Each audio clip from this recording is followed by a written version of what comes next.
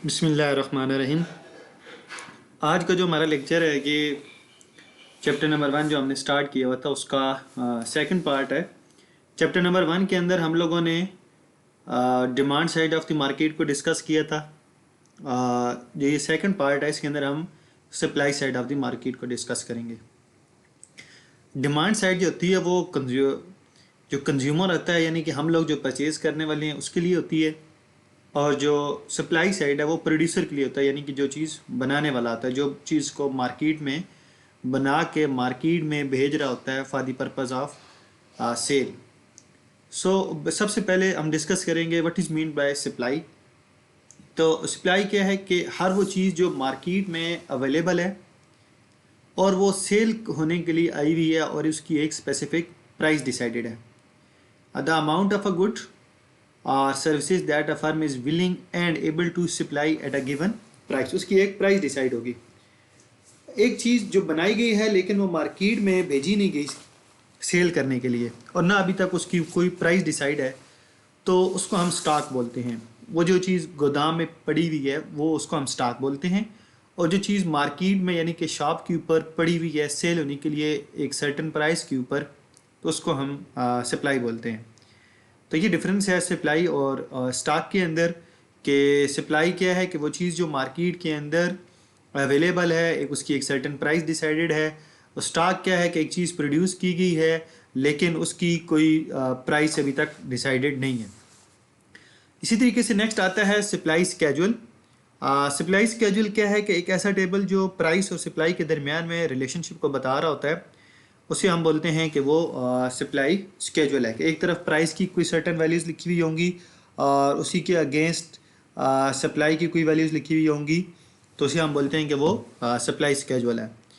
फिर उन्हीं वैल्यूज़ को जब हम एक टेबल की जो वैल्यूज़ होती हैं उनको हम एक ग्राफ पे शो कर देते हैं, तो वो जो प्राइस और सप्लाई का एक रिलेशनशिप ग्राफ की सूरत में शो हो रहा होता है, उसे हम बोलते हैं सप्लाई कर्व। जैसे कि हमने डिमांड वाले केसेस में पढ़ा था कि जो डिमांड होती है वो टोटली हमने यहाँ पर ये कहा था कि प्राइस के ऊपर डिपेंड कर रही होती है। इसी तरीके से हम सप्लाई के केस में भी ये कहेंगे जो सप्लाई है वो सिर्फ और सिर्फ प्राइस के ऊपर डिपेंड कर रही है।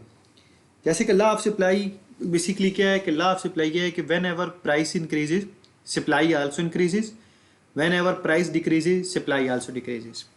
अब ऐसा क्यों होता है? ऐसा इसलिए है कि हम इस वक्त एज अ ख़ुद को प्रोड्यूसर कंसिडर करेंगे और हम जो चीज़ बना रहे हैं अगर उसकी मार्केट के अंदर प्राइस बढ़ती है तो ऑब्वियसली बात है कि ज़्यादा प्रॉफिट के लिए हम क्या करेंगे कि हम उस चीज़ को मार्केट में पहले से ज़्यादा सप्लाई करेंगे।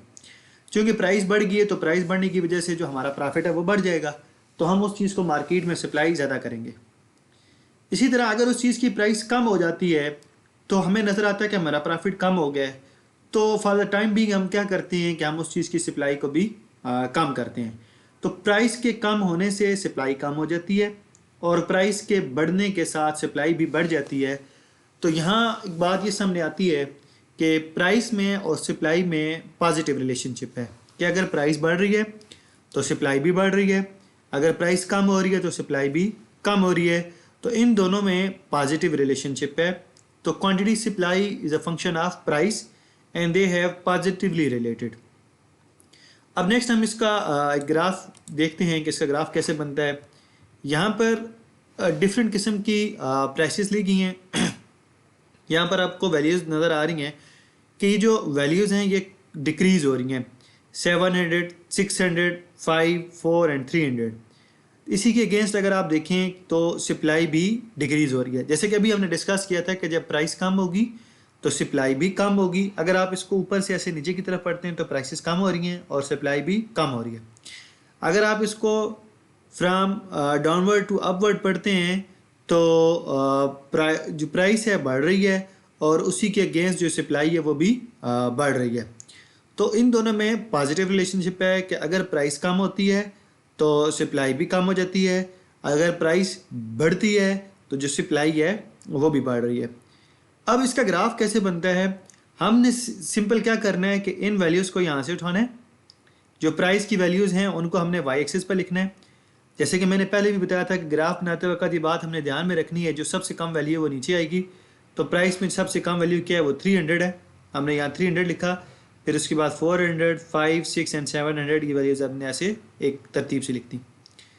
इसी के अगेंस्ट जो सप्लाई है, सप्लाई की वैल्यूज़ में सबसे कम वैल्यू क्या है 3, तो हमने 3 यहाँ पे लिख दिया। फिर 4, 5, 6 एंड 7 ये हमने लिखा। अब यहाँ पर 300 का जो कम्बिनेशन है वो किसके साथ है, 3 के साथ, तो ये 300 एंड 3 के सामने ये हमने एक पॉइंट लगाया। फिर 400 का कम्बिनेशन किसके साथ है, 4 के साथ, तो ये 400 का हमने कम्बिनेशन 4 के साथ। इसी तरह ये 500 का कम्बिनेशन किसके साथ है, 5 के साथ, तो 500 का कम्बिनेशन हमने किसके लगाया, साथ लगाया 5 के साथ। इसी तरीके से ये बाकी वैल्यूज़ भी हमने टेबल के अंदर ये फिल की, और फिर लास्ट में हमने जब इन तमाम पॉइंट्स को जॉइंट किया, तो इन पॉइंट्स को जॉइंट करने से जो हमारे पास एक कर्व बना उससे हमने बोला सप्लाई कर्व। ठीक है, और ये देखें कि ये पॉजिटिवली स्लोप है।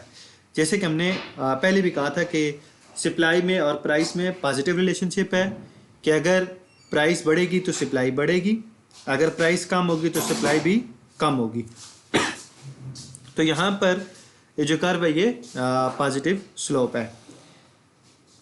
दूसरा, इसको हमने सप्लाई कर्व क्यों बोला कि इकनॉमिक्स में हमने पहले भी डिस्कस किया था कि इकनॉमिक्स के अंदर जो भी ग्राफ है उसका जो नाम बनता है वो उसमें मौजूद डिपेंडेंट वेरिएबल की वजह से बनता है। तो यहाँ हमारे पास दो वेरिएबल हैं, एक सप्लाई है और एक प्राइस है। तो चूँकि सप्लाई है वो डिपेंड कर रही है प्राइस के ऊपर कि अगर प्राइस बढ़ेगी तो हम डिमांड बढ़ाएंगे, अगर प्राइस बढ़ेगी तो सप्लाई बढ़ाएंगे, अगर प्राइस कम होगी तो सप्लाई कम होगी। तो पहला चेंज आ रहा है प्राइस में, तो प्राइस इंडिपेंडेंट वेरिएबल है। प्राइस के चेंज को देखते हुए चेंज आ रहा है सप्लाई में, तो सप्लाई जो है वो डिपेंडेंट वेरिएबल है। तो इसलिए इस कर्व का नाम पड़ा सप्लाई कर्व। उसके बाद ये लॉ ऑफ सप्लाई की डेफिनेशन है, जैसे कि मैं पहले भी डिस्कस कर चुकी हैं कि holding everything else constant an increase in the price of a product causes an increase in the quantity supply, कि अगर प्राइस बढ़ेगी तो सप्लाई बढ़ जाएगी, and decrease in the price of the product causes a decrease in the quantity of supply, तो price कम होगी तो supply भी कम हो जाएगी, और इन दोनों में पॉजिटिव रिलेशनशिप है। तो इसका कर्व जो था वो पॉजिटिव स्लोप बना। इसके बाद नेक्स्ट है मार्केट सप्लाई। क्या है, the supply bye all the firms of a given good और सर्विसेज, के एक गुड से रिलेटेड जो बाकी तमाम फर्म की सप्लाई है ओवरऑल, तो उस मार्केट के अंदर एक गुड्स की जितनी भी सप्लाई है अगर हम उसको सम अप कर देते हैं, कंबाइन कर देते हैं, तो उसको हम बोलते हैं कि वो मार्केट सप्लाई है। फिर इसके बाद नेक्स्ट है चेंज इन सप्लाई।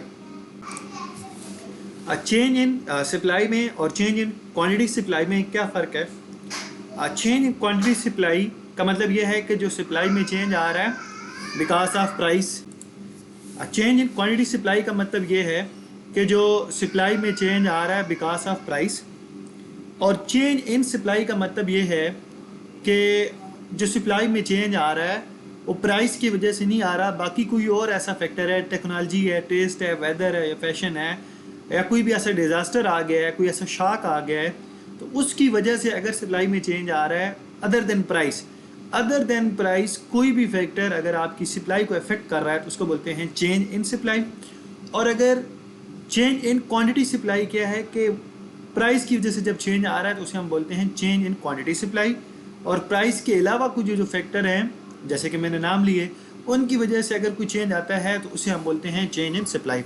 तो चेंज इन सप्लाई की सूरत में आपके पास जो सप्लाई का कर्व है वो एक नया सप्लाई कर्व बनेगा, और चेंज इन क्वांटिटी सप्लाई के केस में आपके पास एक ही कर्व होगा और आप एक ही कर्व के ऊपर अपवर्ड या डाउनवर्ड मूवमेंट करेंगे। जैसे कि अभी हम देखते हैं कि यहाँ पर इस ग्राफ के अंदर आपको नज़र आ रहा है कि प्राइस सिर्फ एक है, प्राइस में चेंज नहीं आया, लेकिन आपकी क्वांटिटी जो है पहले ये थी Q1, अब आपकी क्वांटिटी ये होगी Q2, क्वांटिटी कम हो गई है, प्राइस वही है लेकिन क्वांटिटी कम हो गई है, तो किसी और फैक्टर की वजह से चीज़ चेंज आया है, तो इसे हम बोलेंगे चेंज इन सप्लाई, और आपका ये जो कर्व है वो शिफ्ट हो जाएगा बैकवर्ड क्योंकि सप्लाई में डिक्रीज आया है।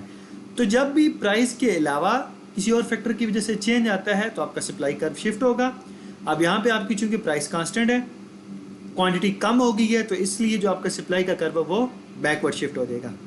इसी तरीके से अगर आपकी प्राइस फिक्स है और क्वांटिटी बढ़ जाती है तो जो आपका सप्लाई का कर्व है वो राइटवर्ड शिफ्ट हो जाएगा। प्राइस सेम है, आपके पास प्राइस एक है, क्वांटिटी पहले Q1 थी, अब Q3 हो गई है, क्वांटिटी बढ़ गई है, तो इसलिए अब आपकी जो सप्लाई है वो एक नया कर्व बन गया।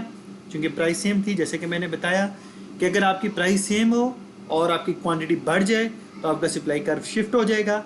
अब चूँकि यहाँ पर सप्लाई बढ़ी है इसलिए जो नया सप्लाई कर्व है वो पुराने वाले सप्लाई कर्व के राइटवर्ड बनेगा। ठीक है, अब कौन से ऐसे फैक्टर्स हैं जो कि सप्लाई कर्व को शिफ्ट करते हैं? तो ये डिफरेंट किस्म के फैक्टर्स हैं, जैसे कि प्राइस ऑफ इनपुट्स हैं, यानी कि रॉ मटेरियल की प्राइसेस हैं, टेक्नोलॉजी में किसी किस्म का चेंज आ गया है, prices of substitutes in production है, number of firms in the market है, एक्सपेक्टेड फ्यूचर प्राइसेस है। तो ये वो फैक्टर्स हैं जिनकी वजह से जो आपका सप्लाई कर्व है वो शिफ्ट हो जाता है, ये सप्लाई में शॉक आता है। अब इसके बाद हम देखेंगे कि शिफ्टिंग में और मूवमेंट में एक ही कर्व के ऊपर वाई एक्सिस के ऊपर प्राइस ली गई है, एक्स एक्सिस के ऊपर क्वांटिटी को लिखा गया है। यहाँ पे प्राइस 500 एंड 600 है, क्वांटिटी 5, 6 एंड 8 है। यहाँ पर इस वक्त प्राइस 500 है और जो क्वांटिटी है वो 5 है। प्राइस 500 से बढ़ के 600 हो जाती है और क्वांटिटी भी जो सप्लाई है वो 6 हो गई है। प्राइस बढ़ी, क्वांटिटी सप्लाई भी बढ़ गई, क्योंकि हम एज अ प्रोड्यूसर इस वक्त अपने आप को सोच रहे हैं तो प्राइस बढ़ेगी, हमें प्रॉफिट ज़्यादा नज़र आएगा तो हम उस चीज़ की जो सप्लाई है उसको बढ़ा देंगे। तो ये प्राइस के बढ़ने की वजह से सप्लाई भी बढ़ गई। तो 500 पे पहले 5, 600 पे फिर ये 6, तो हम ए पॉइंट से बी पॉइंट की तरफ शिफ्ट हुए। अब प्राइस भी चेंज हुई है और सप्लाई भी चेंज हुई है, तो इसलिए हमने शिफ्टिंग नहीं की, क्योंकि यहाँ पर जो सप्लाई में चेंज आ रहा है वो प्राइस की वजह से आ रहा है। प्राइस बढ़ी, सप्लाई भी बढ़ गई, तो ये मूवमेंट अलोंग द कर्व है। अब इसी के बाद हम डिस्कस करते हैं शिफ्टिंग को। अब शिफ्टिंग पे हमने ये वाली वैल्यू एज्यूम करनी है कि प्राइस 600 है। जब प्राइस 600 है तो सप्लाई कितनी है? 6। अब प्राइस 600 ही है लेकिन जो सप्लाई है वो 8 हो गई है, 6 से 8 पे चली गई है। तो प्राइस में किसी किस्म का चेंज नहीं है। हमारी एक्चुअल प्राइस 600 थी, 600 पे सप्लाई 6 है, फिर 600 पे ही सप्लाई 8 हो गई है। तो ये जो पॉइंट बी से सी है इसको हम बोलते हैं shifting of the supply curve. हमने पढ़ा था कि जब प्राइस के अलावा किसी और फैक्टर की वजह से चेंज आता है तो आपका जो सप्लाई कर्व है वो शिफ्ट हो जाता है। तो ये प्राइस 600 सेम है, उसी पे प्राइस जो सप्लाई है वो 6 है, फिर प्राइस 6 ही है लेकिन जो सप्लाई है वो 8 पे चली गई है। प्राइस सेम है लेकिन जो सप्लाई है वो बढ़ गई है, तो इसको बोलते हैं shifting of the supply curve. जब सप्लाई बढ़ती है और प्राइस सेम है तो जो नया सप्लाई कर्व है वो राइटवर्ड शिफ्ट होता है। अगर प्राइस सेम है और सप्लाई कम हो जाती है तो जो सप्लाई कर्व आपका नया बनेगा वो ओरिजिनल के लेफ्ट साइड पर बनेगा। इसके बाद नेक्स्ट आता है मार्केट इक्विलिब्रियम। अब मार्केट इक्विलिब्रियम बेसिकली एक ऐसी सिचुएशन है जहाँ पर क्वांटिटी डिमांड और क्वांटिटी सप्लाई बराबर होती हैं और वहीं पे प्राइस डिसाइड होती है। जैसे कि यहाँ पर आप देख सकते हैं कि ये सप्लाई कर्व है जो कि पॉजिटिवली स्लोप है, ये डिमांड कर्व है जो कि नेगेटिवली स्लोप होता है। यहाँ पर जो सप्लाई और डिमांड दोनों इक्विलिब्रियम है, तो यहाँ पर हमारे पास इक्विलिब्रियम प्राइस आ जाती है और इस एक्सेस के ऊपर चूँकि हमने क्वांटिटी डिमांड और सप्लाई को लिखते हैं तो इसलिए हमारे पास ये क्या आ जाती है? इक्विलिब्रियम क्वांटिटी आ जाती है। तो बेसिकली मार्केट इक्विलिब्रियम में क्या है? जहाँ पर डिमांड और सप्लाई एक दूसरे के इक्वल हो जाते हैं। उसके बाद है सरप्लस एंड शॉर्टेज। सरप्लस क्या है?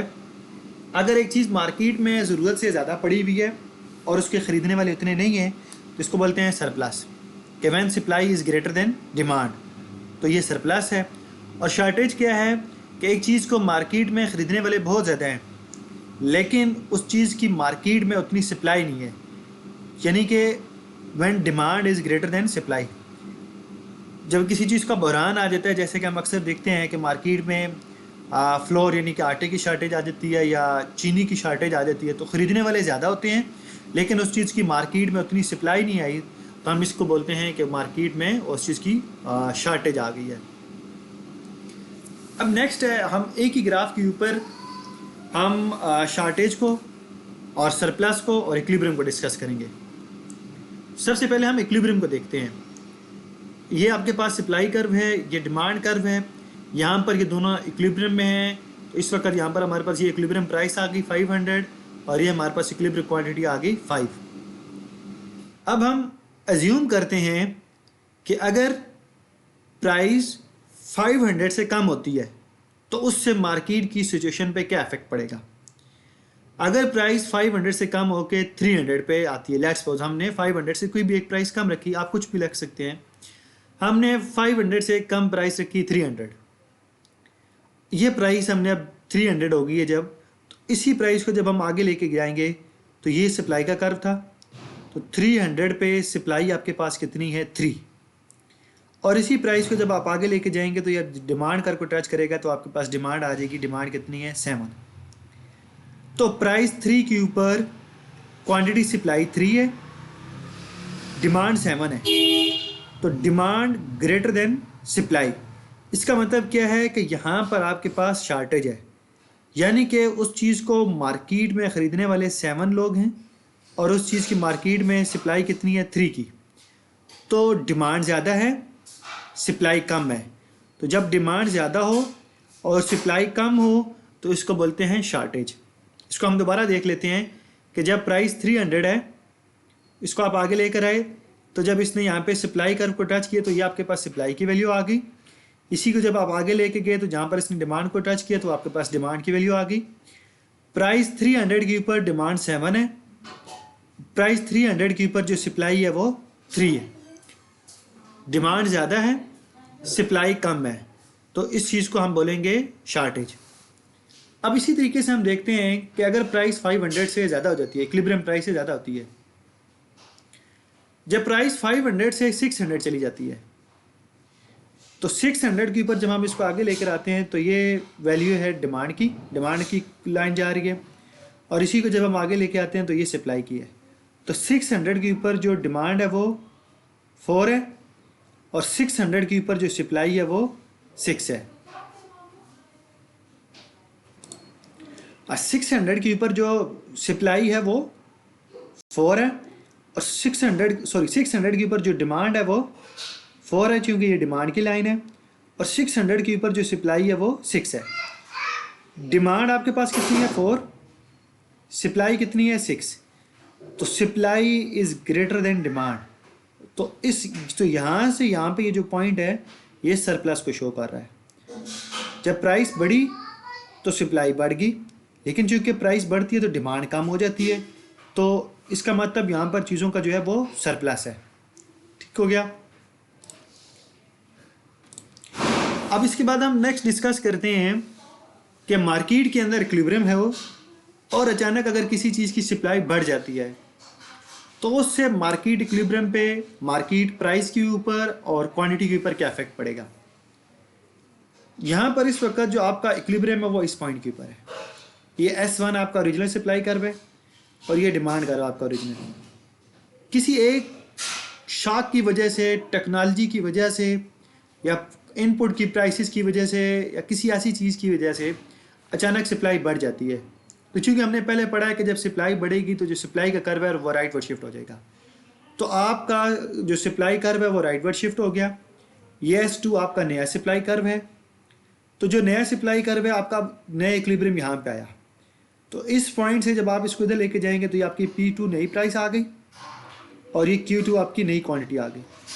आप यहाँ पर अगर देखें जो आपकी नई प्राइस है वो पुरानी वाली यानी प्राइस जो P1 थी उससे नीचे आई है, तो आपकी प्राइस कम हो गई है और क्वांटिटी बढ़ गई है। तो यहाँ से हमें ये बात नज़र आई कि अगर मार्केट के अंदर किसी चीज़ की डिमांड ना बढ़े, देखें यहाँ पर डिमांड एक ही ग्राफ है, अगर डिमांड ना बढ़े और सप्लाई बढ़ जाती है तो उस चीज़ की जो प्राइस होती है वो क्या होती है, कम हो जाती है। और ये जो Q1 से Q2 की तरफ बढ़ना है ये किस वजह से है, क्योंकि उस चीज़ की मार्केट में सप्लाई बढ़ी है। तो ये बात आपको भी आम देखने में नज़र आती है कि एक चीज़ जो मार्केट में बहुत ज़्यादा पड़ी होती है, जब उसकी सप्लाई बहुत ज़्यादा आ जाती है तो उसकी प्राइस जो होती है वो क्या होती है, ऑटोमेटिकली कम हो जाती है, ताकि उस चीज़ को ज़्यादा लोग खरीदें।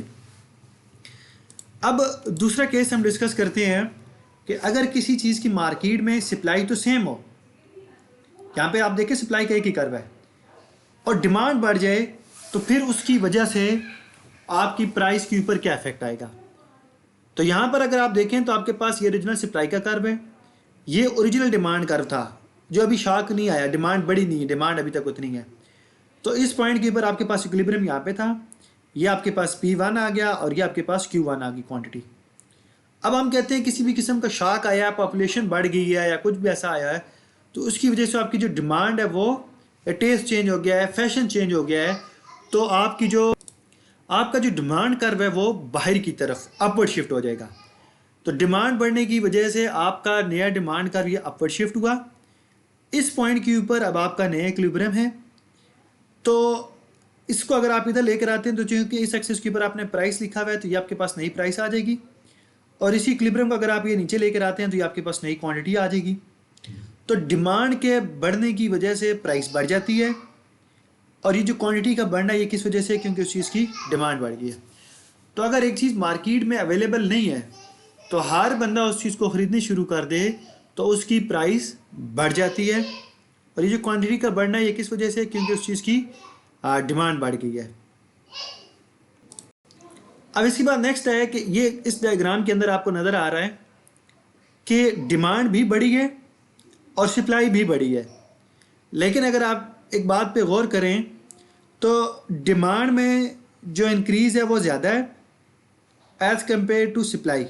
सप्लाई में भी इंक्रीज़ आया है, लेकिन डिमांड में जो इंक्रीज़ है वो ज़्यादा है। तो अगर डिमांड में इंक्रीज़ ज़्यादा हो एज़ कम्पेयर टू सप्लाई, तो रिज़ल्ट क्या होगा, आपकी प्राइस बढ़ जाएगी। ठीक है। इसी तरीके से अगर आप ये देखें, यहाँ पर जो डिक्रीज़ आया है, डिमांड में भी डिक्रीज़ आया है, सॉरी डिमांड में इंक्रीज़ आया है। ये आपका ओरिजिनल डिमांड कर्व है D1, और ये आपका नया डिमांड कर्व है D2। डिमांड बढ़ी, कोई भी ऐसा फैक्टर था, फैशन, टेस्ट, वेदर, उसकी वजह से जो आपकी डिमांड है वो बढ़ गई, डिमांड कर्व आपका आउटवर्ड शिफ्ट हो गया। और जो आपकी सप्लाई है वो भी बढ़ गई, S1 से S2 पे सप्लाई भी बढ़ गई। लेकिन यहाँ पर क्या है कि डिमांड में इंक्रीज़ कम है, लेकिन सप्लाई में जो इंक्रीज़ है वो ज़्यादा है। डिमांड भी बढ़ी है और सप्लाई भी बढ़ी है, लेकिन फ़र्क क्या है, जो डिमांड में इंक्रीज़ है वो कम है एज़ कम्पेयर टू सप्लाई। तो जब आपकी डिमांड कम रेशो से बढ़े और सप्लाई ज़्यादा रेशो से बढ़े तो उसका इफेक्ट क्या आता है, आपकी प्राइस कम हो जाती है। यह आपका ओल्ड इक्विलिब्रियम था जहाँ पर S1 और D1 एक दूसरे को इक्वेट कर रहे हैं। अब डिमांड बढ़ी तो डिमांड का कर्व बाहर की तरफ शिफ्ट हो गया, D2 पे चले गए। सप्लाई बढ़ी तो ये आपका सप्लाई कर्व S1 से S2 की तरफ शिफ्ट हो गया। जो अब नया इक्विलिब्रियम आएगा वो उस पॉइंट पर आएगा जहाँ पर S2 और D2 एक दूसरे को इंटरसेक्ट कर रहे हैं। तो ये वो पॉइंट है जहाँ पर S2 और D2 एक दूसरे को इंटरसेक्ट कर रहे थे। तो इसी पॉइंट को अगर आप इधर लेके जाएंगे तो ये आपके पास इक्विलिब्रियम प्राइस आ जाएगी। इसी पॉइंट को अगर आप नीचे लेकर आते हैं तो ये आपके पास इक्विलिब्रियम क्वांटिटी आ जाएगी। तो Q1 ये है और Q2 ये है।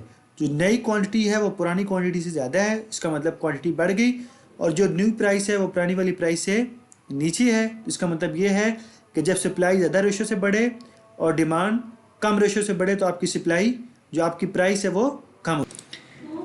यहाँ पे जो लास्ट केस है, लास्ट केस में अगर आप देखें तो जो आपकी डिमांड है वो बढ़ी है, ये आपका ओरिजिनल डिमांड कर्व था D1, ये आपका नया डिमांड कर्व है D2, और सप्लाई भी आपकी बढ़ी है, ये आपका ओरिजिनल सप्लाई कर्व था S1, ये आपका नया सप्लाई कर्व है S2। लेकिन यहाँ पर डिफरेंस क्या है कि जो आपकी डिमांड है वो ज़्यादा रेशो से बढ़ी है, लेकिन आपकी सप्लाई उस रेशो से नहीं बढ़ सकी। तो उस सूरत हाल में क्या होगा, जब आपकी डिमांड ज़्यादा बढ़े और सप्लाई कम रेशो से बढ़े तो आपकी प्राइस बढ़ जाएगी। ये आपका इनिशियल इक्विलिब्रियम है। क्योंकि इस पॉइंट के ऊपर S1 और D1 एक दूसरे को इस पॉइंट पर इक्वेट कर रहे हैं, तो ये आपका ओरिजिनल Q1 और ये आपकी P1। अब डिमांड बढ़ी तो ये आपका D2, और सप्लाई बढ़ी तो ये आपका S2। तो ये वो वाला पॉइंट है जहाँ पर नया इक्विलिब्रियम है। इस नए इक्विलिब्रियम के अगेंस्ट ये प्राइस है और ये क्वांटिटी है। तो जो नई प्राइस है वो पुरानी प्राइस से ऊपर है, इसका मतलब प्राइस बढ़ गई, और ये जो Q1 है इसके अगेंस्ट ये नई क्वांटिटी है Q2, तो आपकी जो क्वांटिटी है वो भी बढ़ गई। तो इस चैप्टर के अंदर ये जो एक थर्ड पॉइंट है, ये थर्ड पॉइंट यहाँ इस पॉइंट के ऊपर आपकी नई सप्लाई और जो पुरानी डिमांड थी उसका इक्विलिब्रियम शो किया गया है, ठीक है, और इस पे प्राइस जो होगी वो कम हो जाएगी। यहाँ तक इस लेक्चर के लिए आपके लिए इतना ही। अगर कोई भी क्वेश्चन हो तो आप मुझसे पूछ सकते हैं।